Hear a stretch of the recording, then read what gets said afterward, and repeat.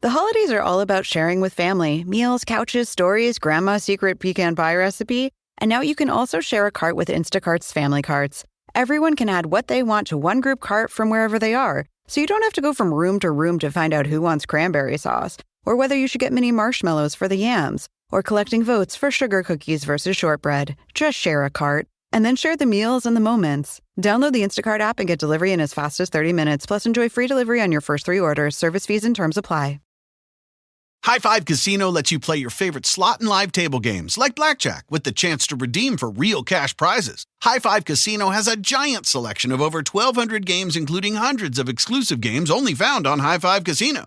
It's always free to play, and free coins are given out every 4 hours. Ready to have your own high five moment? Visit highfivecasino.com. That's casino.com. No purchase necessary. Void where prohibited by law. Must be 21 years or older. Terms and conditions apply. Ask me. Ask Iliza anything. It's time to ask. Ask me all your questions. Leave them in the Instagram comment section. Leave them on your Twitter or leave them on your Facebook. We'll see them, we'll read them, then we'll give you answers. You know it, I've got it. I've got the answer, you ask me. I'll tell you anything.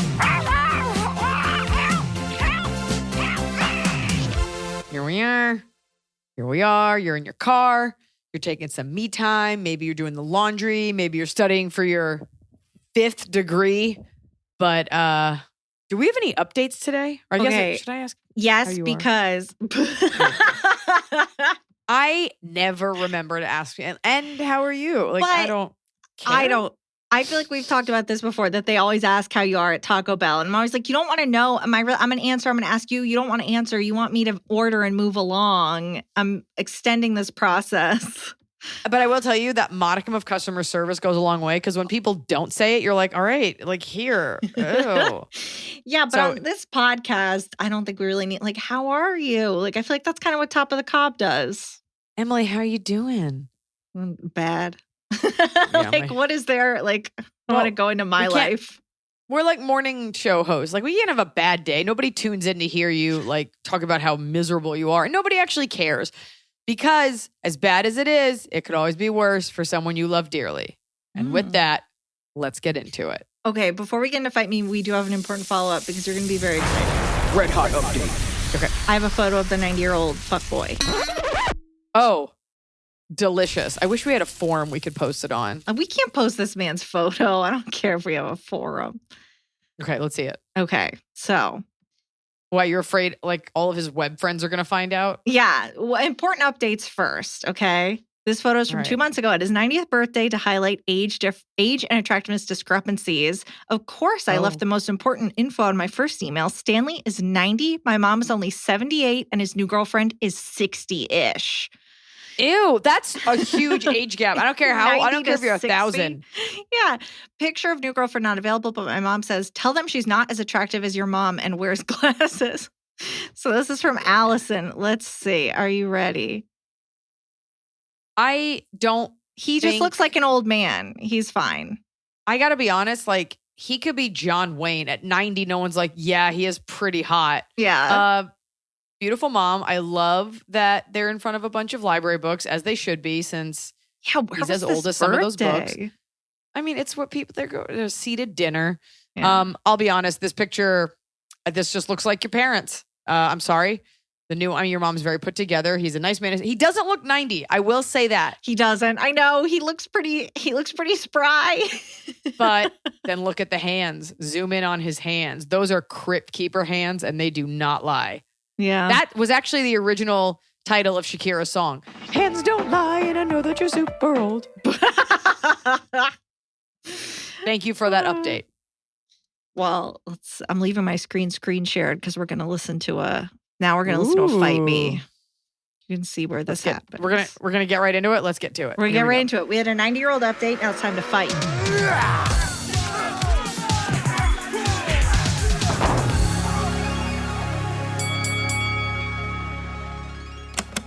Hello, Iliza and Emily. Okay, here's the thing. Women should sit on public toilets. Okay? If everyone sat on a public toilet seat, there would be no reason to hover, because the only reason we have to hover is because there's pee on the toilet seat from other people hovering. So if everyone just sat, we would be a more peaceful society. Fight me. Oh, I was out and then you dropped that logic. I don't disagree, but I also have to say, I don't think it's always pee. I think it's like you would not run up to a stranger and be like, quick, put your butt against mine. I think it's just germs in general. Are you a hoverer? I have never hovered in a bathroom unless something's been so awry. You don't have the quad strength to hover. I'm going to bet that right now. Like you would tremble and fall into the toilet. I do this weird thing where, because I secretly am a very lazy person and people don't know this about me, I will sit one butt cheek down like a lowrider at an auto show and hover the other leg up. So I'm like, at least I did half of it. I'm half healthy. That's what I do. I don't know. Also, what we all should be doing in the Western world is squatting over, it could be a porcelain hole. When you go to some parts of the world, the Middle East, there's some parts of Asia, they have like Western toilets and then they have their toilets. There's no reason for any of us to be sitting other than flexibility. You should just be squatting over it. And there's also no reason to have a handle that you have to flush with your hand. It should be a foot pedal. Like, I don't know what it is in like European and American societies where we're like, oh, we got to get real close to touching everything. It should just be a body-free experience. But then I'm really going to fall in the hole if I'm just supposed to squat. But it's like that kind of squat where you're like your butt's so close to the ground, like an open lotus, like some kind of pose. It's not you. It's okay to squat. I was somewhere, I don't remember, it was in the Middle East or somewhere in Asia, and they had American toilets, and they literally had a sign over it showing like, hey, if you're from somewhere else, do not stand on these toilets, like with your feet on the rim and hover over it. Because some people's toilets don't look like that. Anyways, I'll only fight you on the idea. You're not wrong, but also we shouldn't be so interested in pressing our bodies against something with like the most germs. I've also never used one of those little things, thin papers you pull out. That seems worse. Do you use those? Why is that worse? How could that be worse? The toilet's a little damp. Something's going on. You're like, I don't want to touch the toilet. I'm going to put a little piece of paper down. Okay, now it's like damp paper. No, you wipe it down first. You do a little bit of domestic work. You do. If you don't want to get dysentery, you do. Do you want anal dysentery? Let's move on from this. Okay. That was a good fight me, though. That was a good one. It was a good one. So we got one that's just, I'm curious what your thought is on this. It's not a question, and it's just about me, Emily, but I'm going to read it to you and you can tell me to stop because I want to know what you think about this. Okay. Hey there, Emily and Iliza. Also, I notice many who write in have a very similar greeting, almost as if it's a golden ticket to being read, usually something like this. Hi, Pod Gang, Sweet Baby Snow Peach, Baby Arm, Tiny Tree Frog, Hot Scotty, and the rest of the crew. Anyway, now I'm writing in. Just FYI, the first part is not why I read or don't read your question. I don't read your question if it's 5 yards long and I get overwhelmed. But okay, this person. I'm writing in because I just discovered what Emily looks like. I've been listening to the pod for years and have constructed a mental image of what I thought Emily looked like based on her voice from the pod. Oh, funny. Blonde, short, round head with a little button nose, swimming in some warm hand knit sweaters. Oh my God, that's adorable. And in real life, she is a physical nightmare. I can't wear a sweater. I'm in Georgia. Did she say what the sweater was made out of? Like your own hair because you have so much of it? It says hand knit. A sweater of my own hair. It says hand knit, so it could be. Yeah, but then they found me. They found me from your recent IG live where you were trying to get merch suggestions unsuccessfully. None of you helped, FYI. None of you helped on Eliza's IG live. It was scattered. She's like, and now that I found out what Emily looks like, unsubscribe. No, Meredith is still a fan. But I just thought it was funny that you have like blonde. I don't know. I feel like we've talked a lot about how you're blonde and I'm not, but it's just interesting. I like how it's like, and I'm not. Like, it's like, if you're not blonde, it's like there's no blonde other and color. Other. The blondes and the blonde knots, blonde and other. Emily has porcelain skin, thick raven hair, and really good teeth. You're a pretty girl. You just like to be really cozy. But not in a sweater because it's 2,000 degrees and I'm dying right now. True. Global warming's real. Yeah.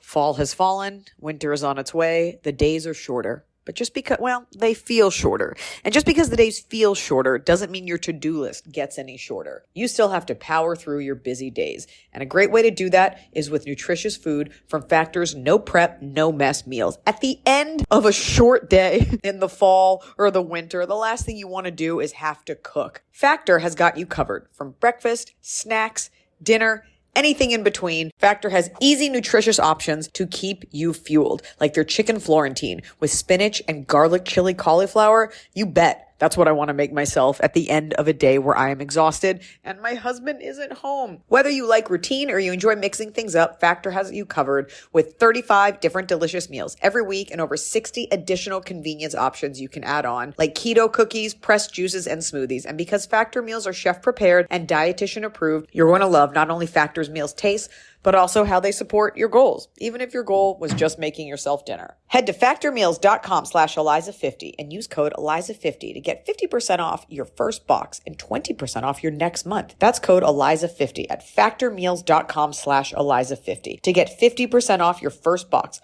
plus 20% off your next month while your subscription is active. The holidays are here. And for a lot of us, the holidays mean decorating, hosting, celebrating. For me, it means a lot of traveling, and nothing feels better year-round, but especially during the cozy holidays, than a restful night's sleep in soft, luxurious sheets. Boll & Branch's signature sheets are made with the finest 100% organic cotton, and they get softer with every single wash. You already know that I got Boll & Branch this summer when I needed breathable sheets to sleep in, but this holiday season, I'm actually gifting some of my friends and family Boll & Branch's Ultimate Softness Bundle. I get to choose a signature hem sheet set in any color, a signature hem pillow set, and a waffle bed blanket. And they're all getting juniper because I think it's a classy color. This way you know you have something nice to sleep on when you visit. It's the perfect gift for you and them.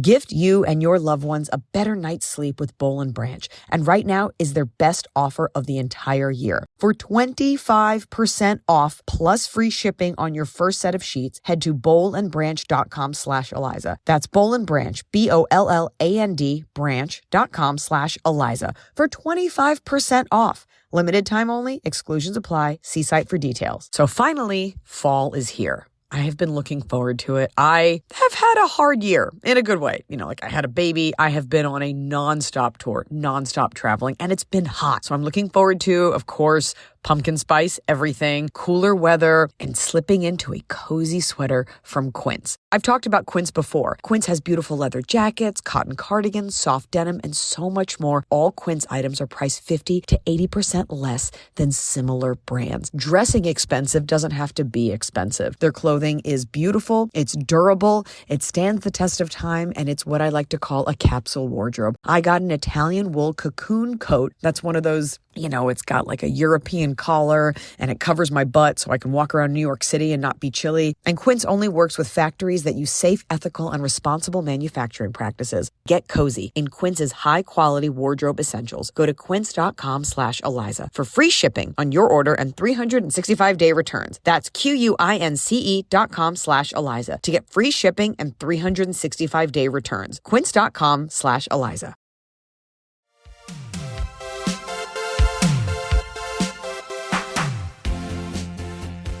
All right, real questions now. Was I supposed to talk at my best friend's wedding? Well, I was hoping you'd say funeral. That's next. Hi, Iliza. Hoping to get your opinion on something that's been bothering me for almost a year. Here's the background info. I'm a 35-year-old woman and my best friend, woman 35, got married last year. For about a year prior to my BF getting engaged, I started preparing for what I would say at her wedding. I had a feeling it was coming soon and she means a lot to me. We've been friends for most of our lives, like 25 years. Fast forward to a few months prior to her wedding day, I was at her house with a bunch of her friends. We were drinking, playing games, having a good time. The wedding was brought up and we started talking about how excited we all were. During this conversation, my intoxicated best friend exclaims, "We're having an open mic and you bitches better say something." We all laughed at her comment, but I also took a mental note because my BF has never been one to be direct. I often have to pick up on little hints to decode how she actually feels. She's a people pleaser and perhaps could be described as an extroverted introvert who loves being the center of attention. There were multiple events leading up to her wedding, which was actually a wedding week at a private resort. She went all out for her big day. A few weeks before the wedding, we find out the open mic is scheduled for the rehearsal dinner. So I start preparing. Right. The day before the rehearsal dinner, I nailed down everything I wanted to say and practiced saying it so I could do it under 2 minutes. The night of the rehearsal dinner, I held... Yeah. Smart, by the way. Yeah. Yeah. You don't want to be going long. I held off drinking in preparation for the open mic. There was some mingling and appetizers. When it came time for everyone to sit at their table, my BF and her fiancé gave a small speech to welcome the wedding party and kick off the night with the open mic session. Immediately after, one of the siblings came up to speak first. After that, one by one, each of the other siblings and their spouses followed to give a short speech, 5 people total. Oh, sounds miserable. Oh my God. And they're like stuck at a resort like White Lotus and they can't go anywhere. It's all week. Terrible. After each sibling spoke, the couple hugged them, then sat back down in their chair at the back of the room. It became apparent, at least to me, that this was planned. So I decided to wait until I knew the last sibling spoke.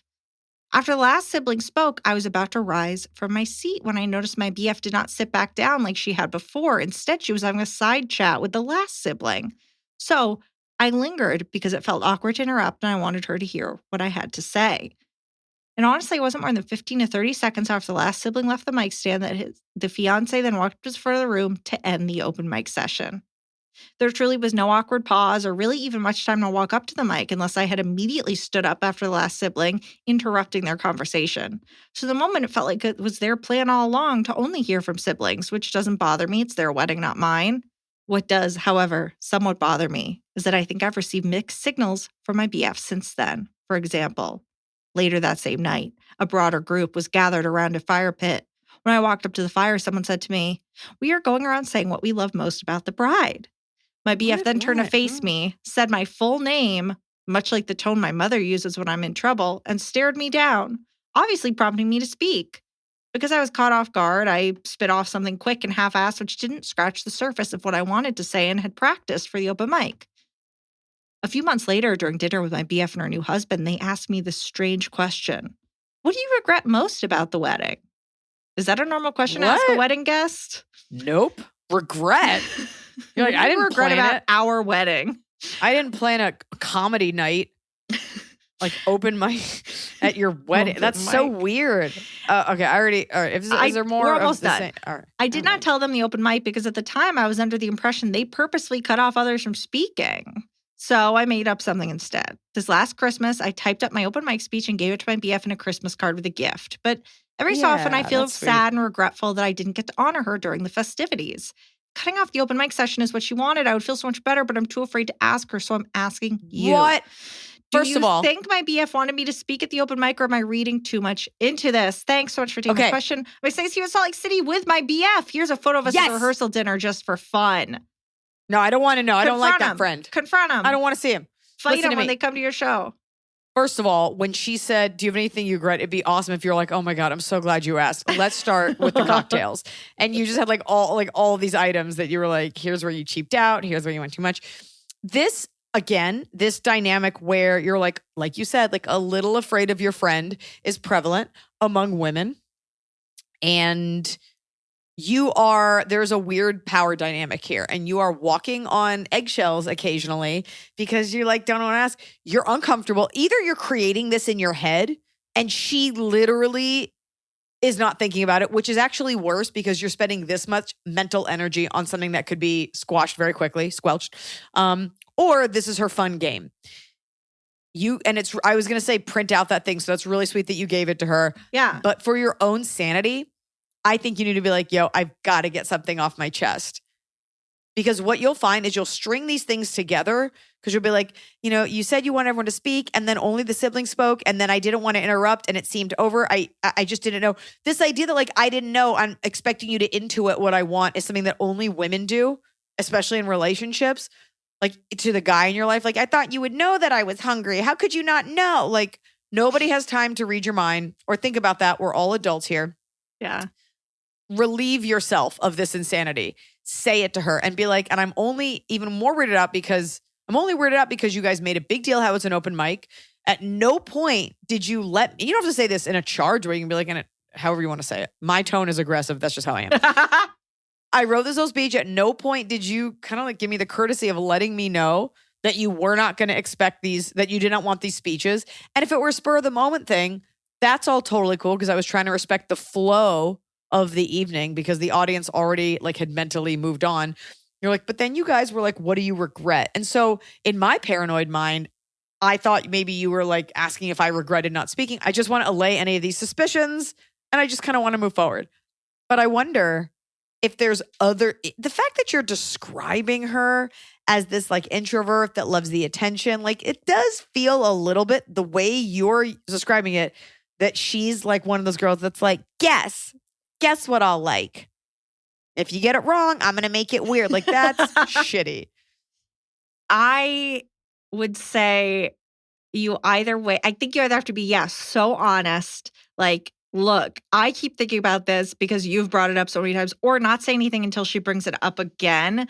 But it is just so weird. Even I want to know, okay, let's say it's not the speeches. What do they think you regret from the wedding? Like, I hope it's the speeches. What else could it be? I mean, the other side is she's just weird and she's like, oh, it's because I was really insecure about the length of my train and we served duck and that was a weird protein. Weird choice. But everything in your letter suggests that like this is sort of her MO. It doesn't seem out of character. You're not like, oh, we're always so honest with each other and suddenly I can't figure out what's going on. Also, like I get that it's her wedding, but like you spent time writing a speech. If anything, she kind of owes you a response. Like, of course it's her wedding day, but like, hey, I took time out of my life to write a fucking speech about how incredible you are and you just didn't care.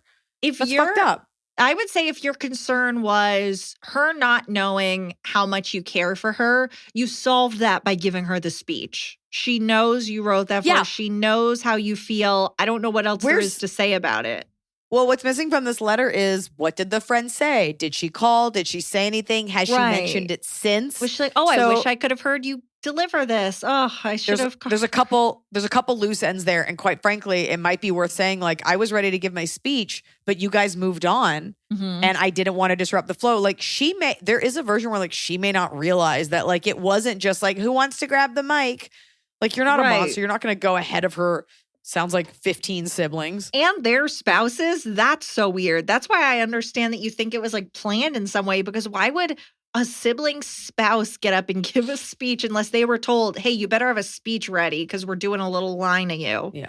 You did nothing wrong, but I would, I'm like, I know you're both coming to the show. And I'm like, burn her, but bring her to the show.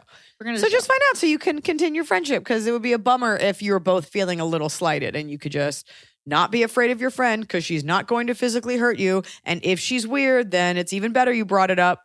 Put it to her. Be like, here's the truth. Let's talk about it. You're coming from a sweet place. Okay, I'm dead. Hi, Liza and Emily and all the babies. My best friend Lindsay and I are traveling to see you in Salt Lake City when you film your special. We are Canadians from Edmonton, Alberta, and we were disappointed our city wasn't on your list for the tour this year, but all good. We're pumped to experience what it's like to be in a show that's being filmed. We also have VIP tickets, so excited to say hi. Edmonton is not on the routing, but Calgary is. So if you want to come to that festival I'm headlining, come on down. But I very much look forward to seeing you in, I like how people are like, you're only coming to part of my country that's only 4 hours away. I can't be bothered. But then again, you know what? You're doing the most by coming to see me in Salt Lake City. That's a real fan right there. I appreciate you. Appreciate you. So they need our help. As Canadians, we're really excited to try different fast foods you have and go to Target and Trader Joe's. Emily, what fast food places should we go to and what items should we try? Eliza, what are the top 3 gifts you love from Canada? We want to be prepared to see you again. And then they shared some photos. Very cute. You guys are very cute with your butterfly clips. God, I must have seen you somewhere. I was really sweaty because my hair looks dirty. I love it. I love how they're getting the true meaning of America. They're like, we want to go to Target. We want to buy some stuff and go to Trader Joe's. Yeah. Good for you. You know what? We all go to Japanese convenience stores when we go to Tokyo. It's all about snack travel. Yeah. So They want to know what Emily- gift to bring you. I think they can figure that out. What you should are they coming see from- while they're here? You are coming from Edmonton, so the answer is a gift certificate to your mall. Don't bring me anything. I love province of Alberta, but I do not need anything. That's very sweet. Anything that you get creative about is always adorable. Emily, take it away. Here's what I'll say. Well, okay, I want your as chief of the Bureau of Snack Tourism. Okay. Oh, I need to put together a list. But here's what I'm thinking, Eliza. I need your input on this. Do they go for the most novelty items or the most American, right? Do they go for like classic American McDonald's, or they go for like Taco Bell in a couple days is rolling out their Cheez-It menu? You know, if they still have items that have big Cheez-Its the size of your head, they should Emily's get that. like, I set an alarm. I'm getting in line. Look, you have McDonald's in Canada, so you don't need that here. Your beef is probably better anyway because there's Alberta beef if you're even getting it from there. You will be in Salt Lake City. I don't know if they have all the things that everyone has everywhere, but what Salt Lake City does have that the rest of the country doesn't are soda shops. Yeah. I can endorse this personally, having visited one. It is a novelty. They don't really drink a ton there, and they don't do like a ton of caffeine. So it's these sodas, and they add creamer. They add fresh juices to them. So get you set up at a soda shop. That is a Utah specific thing. And then I think for junk food, I think you're right about the Mexican food of it all. Not that they don't have Mexican. Actually, you know what? You don't. You don't have Mexican food in Canada. And I don't have to take that back. Not like we have it here. Not like they go to have a in Taco Bell. Salt Lake City. Yeah. I mean, well, it's kind of the American Southwest. You're going to have more fun with the snack stuff you can get at like Target. Like go to a 7-Eleven, get a big gulp, see what the snacks are, get some weird candy bars that are different flavors. Get some non-Maynards Sour Patch Kids and just go nuts and enjoy the chemicals. Mm-hmm. Get a Topo Chico with its forever chemicals. Like I don't know what we have in Canada versus what's only here. I know. Canada doesn't feel that foreign. Do you have a Chick-fil-A there? I know there's like the human rights thing, but I think we're done. Chick-fil-A actually just potentially changed their meat supplier. Word on the street is their meat's gotten worse. Just FYI. News Jack from in the Box. front lines. Jack in the Box has a horrifying amount of options. Oh, God. But good coffee. Go to a Dunkin' Donuts. They probably have that in Canada. They probably have all these in Canada.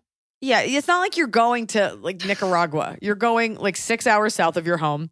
I guess it's kind of about like what color diarrhea do you want to have, and then go from there. Next question. Move around along. Kick it. 2 weeks after the wedding, my wife says I humiliated her at the after party. Dear Eliza, 2 weeks ago, my wife, 33, female, and I, 31, male, were married in a beautiful but thrifty ceremony on our 3rd anniversary. We planned it ourselves, and it was super stressful. All the money came from my parents. When we asked her to contribute, it surfaced decades of pent-up resentment in both directions. They are delusional, conservative narcissists. They barely give us a dime, and we don't plan to see them again if we can help it. On top of that, my wife quit her difficult, toxic job 3 months before the wedding, even though she had told me multiple times she would wait until after, and hasn't been able to get an interview since. Then her best friend, 33, female, who was supposed to help coordinate the whole day, got COVID and couldn't come. Right up until that afternoon, we were both freaking out constantly, but the moment we got dressed and had our first look, the stress melted away and the day was lovely. Our friends and family stepped up to help. We had a touching, unique ceremony, a fun party, and felt the love vibrating between us all night. At the after party with a few friends at a divey pool hall, the booze had snuck up on us and we were pretty tipsy. Fast forward 2 weeks with no conflict, and my wife starts acting strangely, upset about various other things, and then woke me up at 6 a.m. by slamming doors and shouting that I was too affectionate with my best friend. Call her H, 35 female.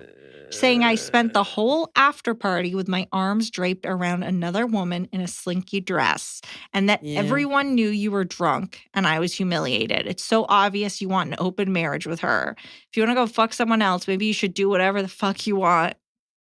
I've known H for 9 years. We are very close, but have never had a romantic interest. Our friendship is mostly confined to us coaching each other for auditions. We are semi-pro stage actors. H was the first friend that I asked to meet my wife back when we got together, and they have always gotten along quite well. Sure, there was a lot of hugging and celebrating, but I have no memory of being, quote, draped around H all night. Early on in our engagement, my wife and I discussed that we should keep an open mind about opening our marriage in the future, but I have been adamant that I don't want that right now, and definitely not with H. I know I hurt my wife's feelings and I've apologized, but I'm so blindsided by this. How do we move past it and keep having the passionate, loving, supportive relationship we've been in for the past 3 years? P.S. The first thing we did the next day was watch Unveiled for the 10th time. Since I introduced her to your comedy, she's watched every single thing you've made half a dozen times. Thank you. Unveiled is a special child of mine. Most expensive because pyrotechnics are not cheap. And nobody cared. There's a lot of stress going into this, and there's a lot of weird dangling participle of information bits. Like, and maybe we'll keep it open in the future. What? That's the piece that I go, oh, that solves the fact that you are. Yeah. You are not built for an open relationship. Because what happened, either you brought it up or she did. And I'd be interested to know who brought it up. And, you know, sometimes women, and this is on her, are like, oh, yeah, I'll do whatever. And then you get married to like, JK, I don't want that. Who brought it up? Let's say you both happen to blurt it out over dinner. Like, I think we should have an open relationship at one point. Okay. What you got going for you is that you've never had a sexual relationship with H. Speaking as a woman that has guy friends, it is a tough thing to be blamed for something you did wrong. You fucked up. You were all over another woman. And even if you weren't, you were giving her a decent amount of attention. And she's a woman and she's probably not ugly. And I bet you, your wife and this woman like don't have an awesome relationship. It might be fine. You messed up. It's actually worse if you don't remember it, because then she'll be like, great, you don't need to drink. Relationships should not be about constraints, but I do think you should put it to your wife and you should say to her, here are the facts. And if you can say this with a clean conscience, great. I'm not attracted to H. I've never had sex with her. I've never wanted to. If I was inappropriate, I from the bottom of my heart apologize, because I would never, ever want to do anything to shake your trust in me. What can I do? And I will do it. And she might tell you to stop being friends with H. And then you have to decide, is this the kind of relationship you want? Is it worth it? Because what isn't fair is for you to apologize and to have her keep holding it over your head. That's not what adults do. But I think she was embarrassed. And I think she probably would write into this podcast being like, it was just 2 weeks ago and I think I'm okay with it, but it's bubbling up because it's upsetting and it is embarrassing and it's gross. But you can't change the past. Yeah, I think that the issue in my mind is not H. And it's that whenever you guys had a conversation about opening up the relationship in the future, that puts a real question mark on things. Either you guys are non-monogamous or you're not. And to say to someone, whichever one of you, to say, okay, well, we could try it just us, but we'll see. If I was her, that would be eating at me. And maybe it was just H and this wedding and the drinking and everything is what made her go. Because she's going to be looking at everyone like, is this who he wants to open up the relationship for? Is this who he wants to open up the relationship for? She doesn't have an H. And so it feels like a little loaded. But anyways, do what I said, because you don't deserve to be beaten up over this over and over again, especially if you've apologized. And, you know, maybe the next time you go drinking, don't get so sloppy.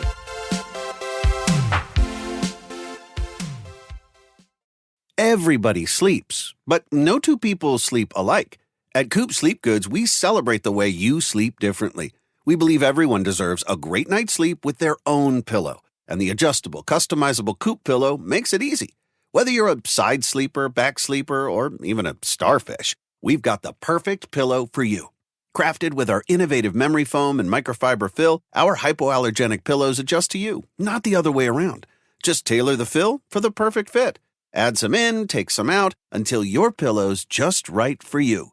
See why luxury hotels and spas worldwide feature Coop Sleep Goods and why we have tens of thousands of 5-star reviews. With our 100-night risk-free trial, you've got nothing to lose, except those sleepless nights.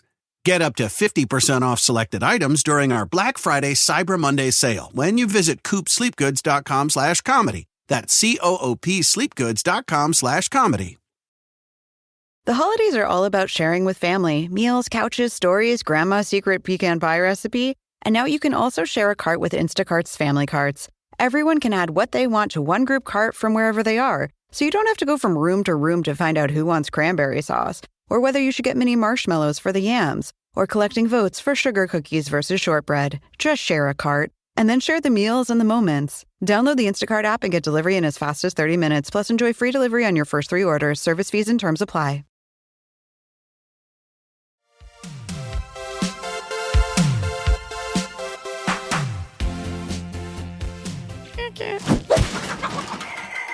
Hello, Iliza, Emily, furry and non-furry babies, everyone in between, long-time listener, first-time question asker. This is a bit of a long and heavy question, centered around the mother-in-law I ended up adopting last year. Buckle up for some context. My husband and I have been together for 8 years. For most of this time, his mom lived 12-ish hours away. I never really met her, and my husband didn't hear from her often. She struggled with severe mental health issues for most of her adulthood.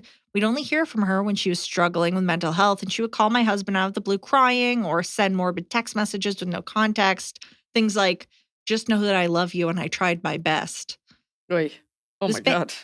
This behavior happened for years. A couple years ago, she ended up moving to a town much closer to us and was in a relationship with a guy she ended up telling us was abusive and an alcoholic. She also struggles with alcohol and substance abuse, so this was not healthy for her. She moved to our town, and I ended up getting her a job at my office. Shocker, I work in healthcare. She was competent at the job I got her, and it seemed like all was well. Jump to Mother's Day last year, my husband ended up finding her at her apartment, and she had been absent from work and had fallen off the wagon due to some familial stresses. She had been drinking heavily for over a week and ended up injuring herself and had her driver's license suspended for health reasons. She ended up moving in with myself, my husband, and my toddler in our 3-bedroom house and lived with us for over 6 months. We ended up buying a bigger house, and she moved into our basement and lived there for another 6 months. During this time, she struggled severely with her mental health. We caught her drinking and struggling with other substances and ended up having to bring her to the hospital several times for mental health stays. This took a toll on our mental health and our ability to care for our daughter. She ended up getting lots of resources, therapists, psychiatrists, support groups, and we ended up getting her an apartment close by so we could all have our privacy. We're now expecting our second child, but my mother-in-law is still struggling with her mental health, and it's affecting our workplace as well. When she's gone for mental health reasons, she's off work for a week or more at a time. Every time she's gone, coworkers ask me how she's doing, and I'm not sure how much to disclose. She struggles communicating with our boss, and I have a feeling he hasn't fired her because I got her this job and I'm a senior employee at my workplace. She's competent, but not amazing. Lots of my coworkers have complaints about her. Often when she's struggling, she'll tell my husband that she feels overworked and underappreciated at our workplace. She's not sure she likes working with me, and she feels my boss is a slave driver. When I've approached her about work, she tells me how much she loves her job, but I suspect it's not a healthy environment for her. She's the kind of person that needs a lot of validation and praise, and I don't have the patience or emotional energy to be patting her back at work. I feel caught in the middle because I hear about how much she's struggling. I also hear about the struggles other people have with her, but I know if she gets fired, it will cause a whole raft of mental health issues for her that myself and my husband will have to deal with. I think another career path would be best for her, but I'm not sure how to approach it. Any suggestions on how to get my mother-in-law out of my workplace without getting her fired or sounding like an asshole? Love all your advice, and this podcast is always the highlight of my weekend. Folding laundry and listening to AIA is self-care for this working mom. Lots of love. You can call me Joe. P.S. I promise I will follow your advice and send a follow-up. Throw water balloons from the roof at your mom, Joe. I am wondering where your husband is in all of this, because although I'm sure he's helping you with stuff, this does seem like it's falling on you. And this is your mother too, because you are married, but it is his mother. At the end of the day, it is his mother. And that's really kind that you got her this job. Yeah. I think it's also amazing that she's able to leave so often. I think legally you probably can't fire her.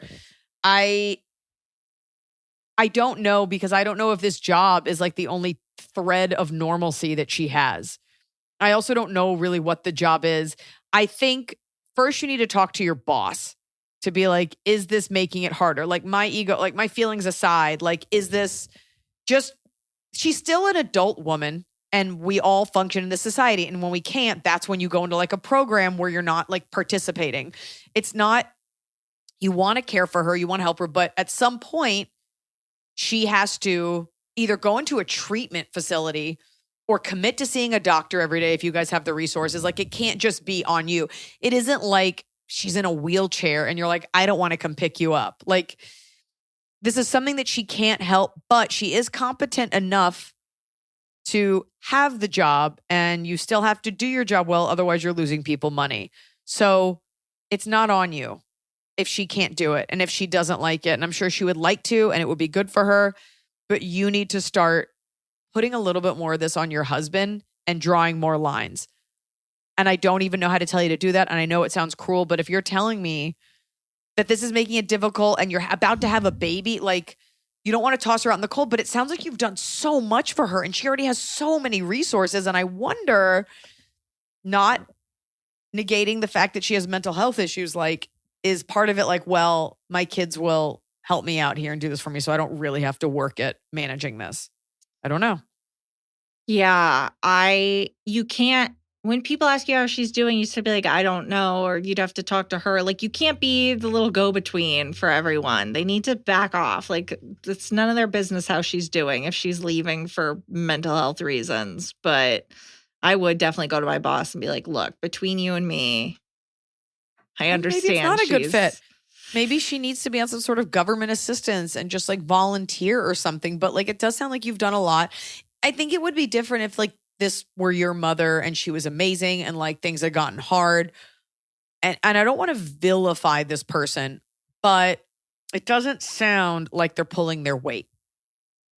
No, yeah. Is there, because I'm trying to think if there's a way you can help her find another job. And it's, number one, the job market is horrible right now. Number two, I wonder if it's, you say that she needs to be praised and patted on the back. There are very few jobs that do that. I don't know what would be a good fit for her, you know, but maybe it is.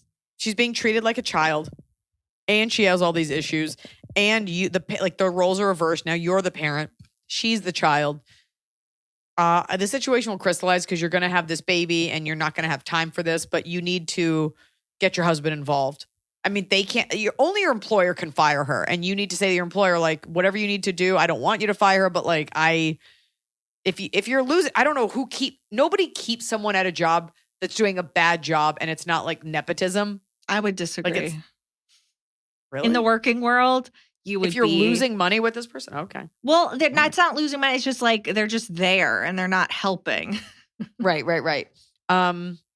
She also doesn't sound like the kind of person who is has like a ton of emotional intelligence.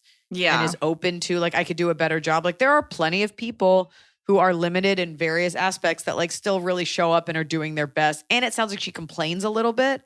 Yeah. She's like, I like this job, but it's like, no buts. Like, right. Everybody's working a job. None of us are like, yay, work. Too many kid gloves. And she does always have you guys there to like cushion her. So again, I don't know her and I'm not there. And alcoholism is a disease, but it doesn't sound like she's doing the work on her end. I think you'd have a little bit more grace for it if she was like, I go to these meetings every day. I see my therapist. Like, I am working at this and I fucked up today. So she might need to hit some kind of rock bottom or something, which is hard. But also, this seems like it's more on you than it is your husband. You sound like a lovely person. You've been probably overly accommodating at this point. Perhaps. And she knows that too. Yeah. Hi, Iliza, Emily. Hot Scotty number one. Hot Scotty, all the babies and pets. My new husband and I need your advice. And in a twist that will surprise absolutely no one, this question is related to a wedding, specifically a wedding present. My cousin, let's call her Jessica, is trans and is out to her family. We're not super close, but I invited her to our wedding, as I did with all of my cousins. This was apparently an issue for her parents, aunt and uncle, transphobe, who actively tried to hide the wedding invitation from her. When her parents said she was not attending, I reached out to Jessica to ask if her plans had changed since she had already told me she was planning on attending. She let us know that her parents had hidden the invite from her, but she still wanted to attend and sit at a different table from her parents. This was not the focus of our wedding planning, so once we found a place for Jessica to sit during the reception, we pretty much forgot about it. Our wedding was wonderful. We had a blast, and it was the best day of our lives so far. Everyone involved in the above situation attended the wedding and there were no fistfights. Jessica even caught the bouquet. So we marked the day as a success on that front. But if it was that simple, we wouldn't be writing to you. Whoa. The next day, we opened our wedding presents in front of a few family members, not including anyone mentioned above.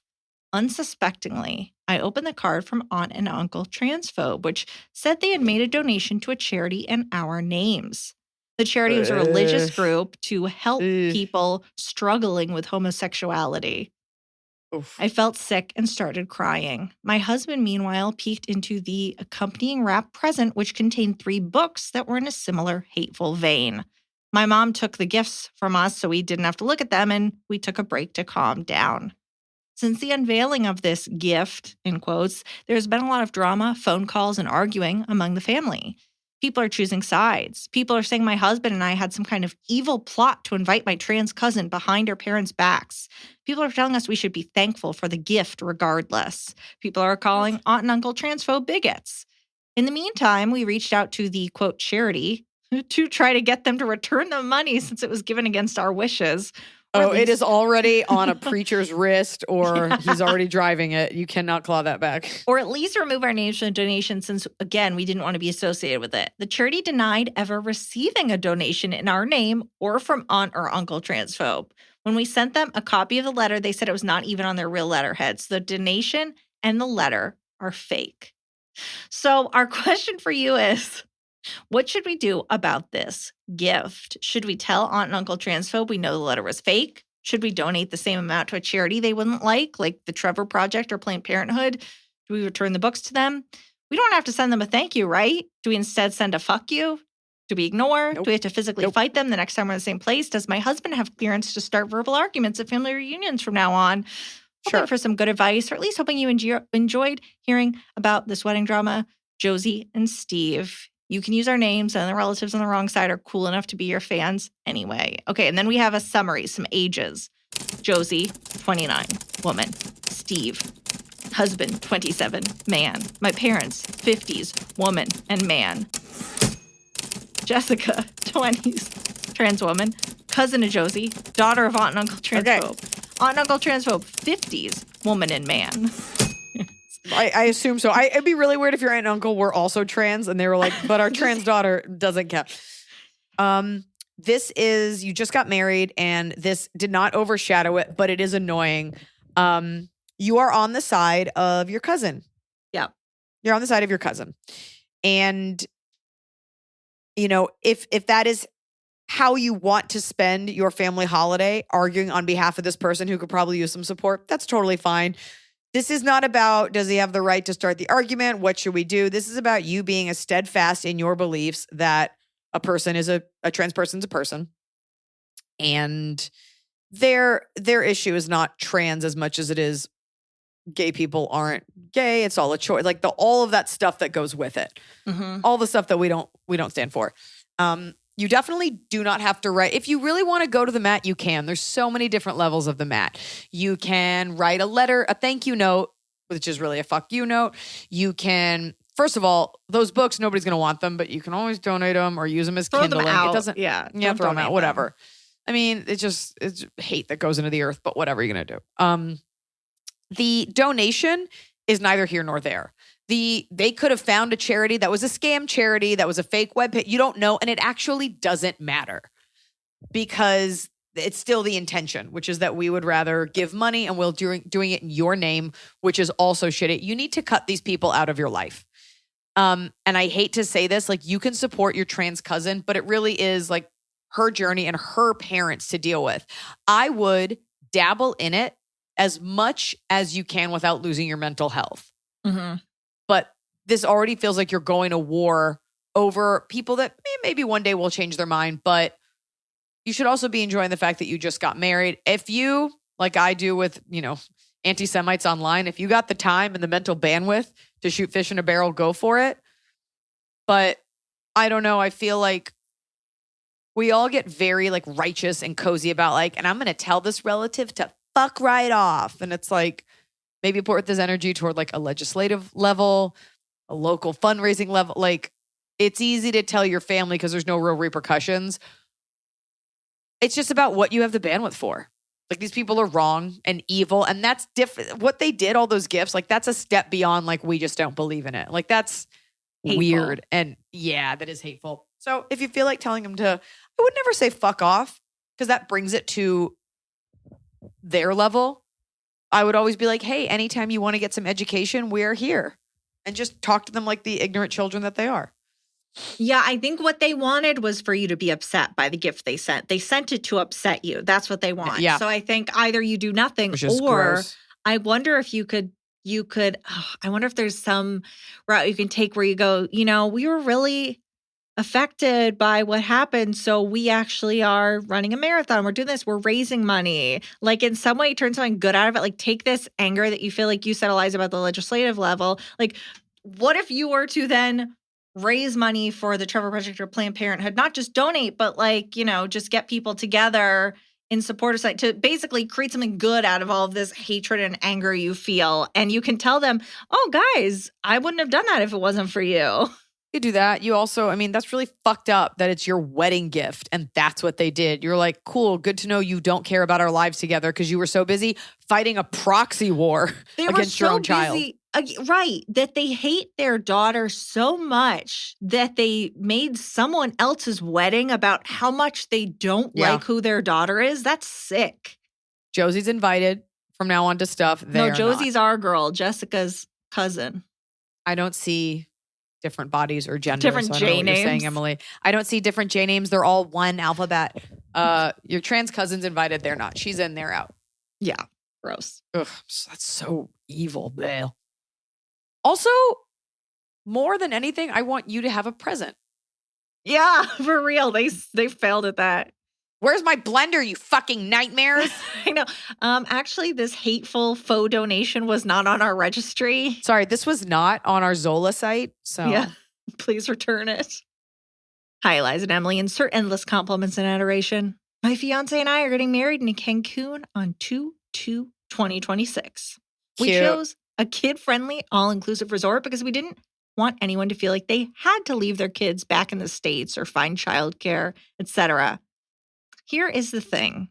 Kids are welcome because I don't want anyone to feel like they couldn't bring their kid, but we don't exactly want everyone to bring their kid as it's an additional $50 for each child. So my question is, how do we communicate that on the invitation? I'm thinking something along the lines of, kids are welcome, but not required. If you plan on bringing your children, please RSVP how many and only putting the parents' names on the invites. Background info, we're planning to officially invite 80 adults and our 5 nieces and nephews. Most of my wedding guests have mentioned they would not want to bring their kids. My name is Danny. You can yes, I'm a 27-year-old girl from Minnesota, but I'm neither a nurse nor a grad student. Well, Danny, you're going down the wrong path. You better pick one. You want to keep listening, you better pick one. Look, this is hard because the fact that you put the parent's name on the invitation is not a deterrent nor an invite. It doesn't really matter. The mail goes to them because they're the adults in the family. I think this marks the beginning of you realizing that you can't please everyone, my 27-year-old tasty bite. You probably already picked the venue. It's this kid-friendly, all-inclusive resort. Guess what? Everyone's bringing their kids. Everyone's bringing their whole family. They're not going to pay for a babysitter if they don't have to. And also, it's bullshit that it's $50 like per kid. You kind of painted yourself into a corner because you've already picked this place. Since you haven't sent out the invites yet, I would just say we would really appreciate leaving the kids at home. If it's absolutely necessary, let us know. But we can't, because we cannot accommodate everyone, and it is first come, first serve. How about that? Yeah. Is there like we have a limited number of spaces for children. It is a kid-friendly resort, but we would love to celebrate with just the adults. I don't know. There's really not a good way to do it. Oh, hello. What? I'm Elsa. You're Elsa? Oh. She's wearing her socks on her hands like Elsa's gloves. Sierra, back it up and Dump it down. Back it up and dump it down. We listen to a rap song about dump trucks. It's really about butts. But we back it up and dump it down. So is she invited to the wedding? No, I think children at weddings are annoying. But I get it. Now that I have one, I'm like, oh, I want to see her in a little dress. And if that's the kind of bride you are, that's great. Right. I Okay. think If you you say got that. this invite, it is coming to you. What does it need to say on it where you don't bring? I mean, but you're pretty good about like you understand that sometimes are for some people and sometimes aren't. Some things are just for adults. This is first come, first serve. We have a limited number. We have a limited number of seats inclusive of the kids' seats. So when it comes to families, it's first come, first serve. I know that's cutthroat, but you don't want to be on the hook for like 30 kids. Yeah. Yeah. I don't like that. I mean, I would also look at who you're inviting and see like your certain friends, like, do these friends have money? And I don't think it's wrong to call the friends with like a lot of money and be like, hey, we made it inclusive because not everybody can afford childcare. And so I'm putting that out there because people will use this as I know, as a family vacation. Yes, do you have to have it at going this to. place? Okay, nobody gets to bring their kids. Yeah. And then if they really need to, they can call you. Be like, we picked an all-inclusive child-friendly resort because we understand that not everybody has the means to afford childcare. So while this is an adult wedding, we understand if you need to, please let us know as we're limited in the availability. We're limited in the space. What about instead of paying $50 a kid, are there any services at the resort, because it's all inclusive, it's kid friendly, where everybody's kid can go hang out with a babysitter or something? I don't know how old these for? kids are. I don't know how old these kids are. Right. It could be an infant. So yeah. I think, you hope you have the kind of friends that aren't just shitty, but kids make people weird and shitty and entitled. It's annoying that it's $50. Maybe you can talk to the resort and be like, these kids, there's 4 kids under 3. Like, how much chicken are they really eating? $300. Might be worth that. But I think saying we'd prefer it be a kid-free wedding. That being said, we understand you guys are coming from far away. Let us know. Yeah. Something like that. This is tough. People are going to be mad at you either way. So do what you want. Yeah. And it's a great way to start your new life with your partner because now you know that those people were shitty. So they still better send a gift. Send all your hate-filled pamphlets about why being gay is a choice to Josie's aunt and uncle. Hi, Iliza and Emily. I don't think my dad washes his hands, like, ever. I recently started living with my parents again after 6 years of going to school in different states. Within a few days of being home, I noticed I never see my dad wash his hands. I've seen him rinse them, but never use soap. He loves cooking for us, but I can't help but feel a little grossed out when I see him wipe down the floor with a dirty rag and then proceed to assemble the lasagna we will be eating later. My 2 cats are also living with me and my parents, and my dad loves helping out with anything cat-related. However, he still doesn't wash his hands. He will clean the cat's litter box, then he'll even make a move to clean his hands off. You're going to get sick. I appreciate him helping out with the cats and cooking, but it's been bugging me every single day that this man never washes his hands. How do I bring this up to him? Should I even bring this up to him? Thanks in advance for your help. I know this is the place to come for dad questions. Do you want to get cat syphilis? Do you want to get cat scratch fever? Do you want to be, they call crazy cat ladies because of the specific type of bacteria that cats carry. It's not because like people plasmosis or whatever. Yeah. It's not about like just loving to hate women, although that does pair well with it. That is so unhealthy. And even without the cats, it's fucking disgusting. Has COVID taught us nothing? So if anyone, you should feel comfortable saying that to, it's your father and be like, you don't wash your hands. Where's the soap? And just kind of make a joke until he does it. And just keep putting that soap. Be like, I need you to wash your hands. And it'll be like, what do you go to? You'll be like, for the amount that I ask you, if you only do it a third of the time, it's still enough.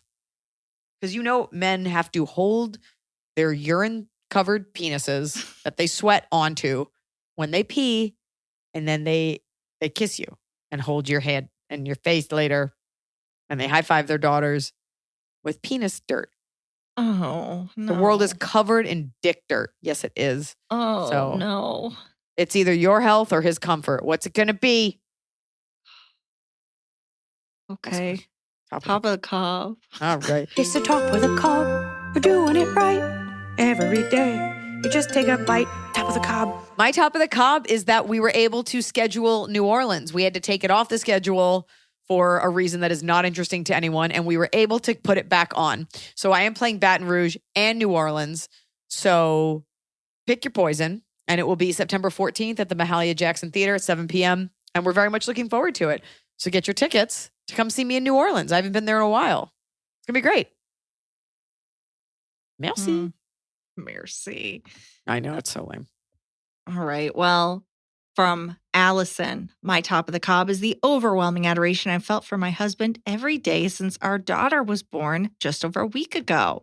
I knew my husband was great, obviously married him for a good reason, but watching how his eyes light up when he looks at our little girl and how much he's also taking care of me has been absolutely incredible.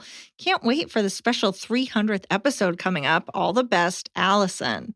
That's very sweet. That's very pure and sweet. And then there's, I love wait, that. I'll show you this picture because it is very sweet. Oh, he loves his baby. Yeah. It's funny. I'm sure he's very sweet and he's a good dad. And this has nothing to do with your comment, Allison. It's more like the amount of credit we give men when they do anything. Like Noah always talks about, we had to fly separately and our nanny was with us or with them and she didn't have clear. So she had to go in her own lane. So Noah went through TSA and everything with our daughter. And all these people are like, oh my God, a man with a little girl. What can we do? You don't even have to take off your shoes. Absolutely. And he's like, I'm not going to tell them that our nanny's just like in a different line. Like just the red carpet that's rolled out. Like, what woman did this to you and left you with a child? But it is nice. And I do think, Allison, more marriages and partnerships are like the one you're talking about, where like the guy is great and normal. And I don't think we see that reflected on social media because people get so frustrated. But I do think the majority of guys are good guys. That's great. Congratulations on your adorable baby. Yeah. What about you, Emily? My top of the cup is I went to the Renaissance Festival for the first time in ages. And it's so fun to just walk around and look at people. And I got a alcoholic lemonade and I ate mac and cheese bites and boiled peanuts. Just like they had in medieval times. Just like they had in the Dark Ages. Exactly. Who did you go with? My dad. Okay. All right. Well, thus concludes our prying into Emily's personal life. Bottom of the cob. Yeah. Just my neck hurts all the time. Is this new? No. I kind of like do this thing where I like shake my head and like grind it down and it's like a twitch. And now it hurts. And I'm like, you don't have to have this hurt. You don't need to do that to your neck. And I always forget. It's like a stress thing. And it's just this is just what it is now. Now your body just hurts because you're over 15. Do you catch yourself? Today was a long day at work. There was a lot going on, a lot going wrong. And I caught myself just full on grinding my teeth into powder. Like I just found myself and I was like, I had to be like, I got to unclench. Yes, I have to unclench. It is a practice to catch yourself doing it. Noah said his jaw hurt the other day. And I was like, can I do gua sha to you? I have no license in this. And I got out all my tools and my oil. Mm-hmm. And I actually found it satisfying to dig into his jaw. And he'd be like, oh, ow. And I'd be like, just breathe into it. I don't know. He's like, it was really sore the next day. I'm like, but a good kind of sore, right? He's like, it's like sore. Anyways, that was fun to do. And I was like, I can see why people enjoy doing this for a living. Feels good to do it to someone. It's your B of the C. My B of the C is, okay, you know when you have, I don't know. I don't know if you get this. You have babies though. So I always have scratches from cats. I don't know if you have scratches from baby nails and whatnot, dog nails. Yeah. I have one on my face that has not healed. When you have a scratch and it's like kind of itchy and you manage to peel the scab off and then it starts bleeding and you're like, no, I messed up. I had the blood. Put it back. I had the blood pouring off my leg, and I'm just like, now it's like a scar. Like I peeled the scab off 6 times. Now it's a hole in my leg. Yeah. The good news is no one ever sees your legs because I've only ever seen you wear men's jeans. You ever peel the scab off by accident? And you try to like pat it back down. Like maybe my body will reabsorb it. I've done that like with a nail where you go and you're like, oh no, it's too far. It's gone too far down. You go, never mind. But now it's too late. But yeah, I was just like pouring blood off my leg. Rizzoli's licking the blood. And I was just like, oh fuck, I messed up. Oh no. Was she licking it on the skin or like on the wound? On the skin as it literally poured down my leg because I ran to the bathroom.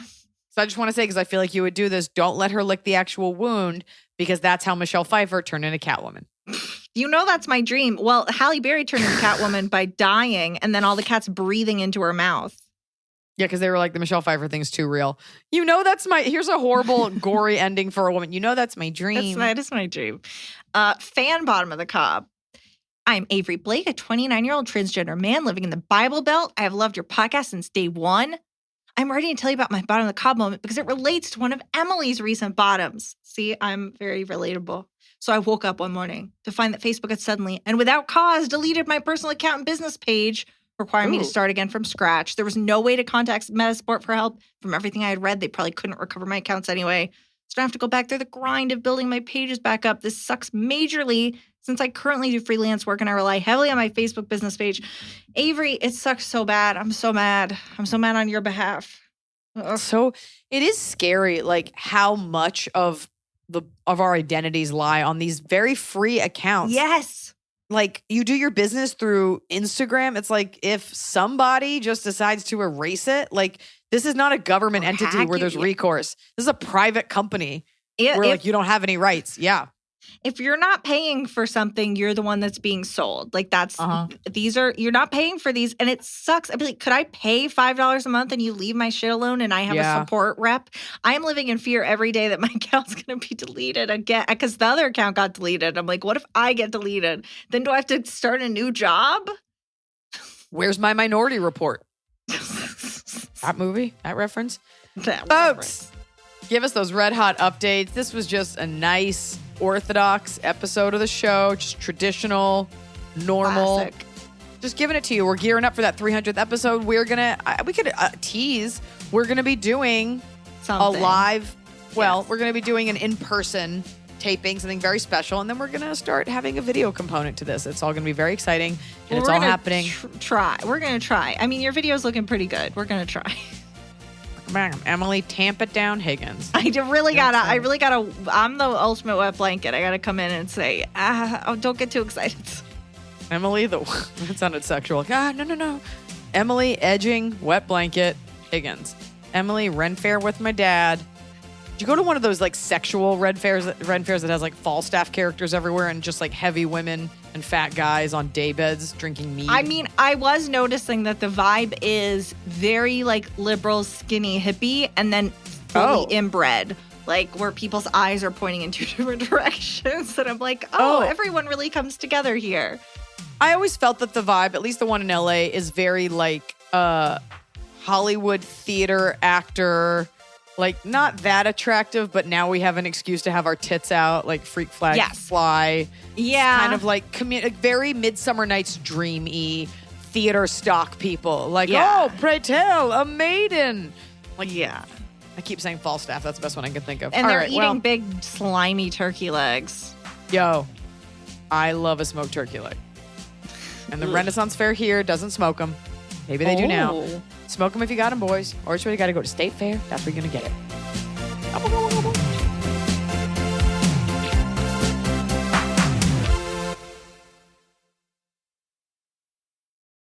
High Five Casino lets you play your favorite slot and live table games like blackjack with the chance to redeem for real cash prizes. High Five Casino has a giant selection of over 1,200 games, including hundreds of exclusive games only found on High Five Casino.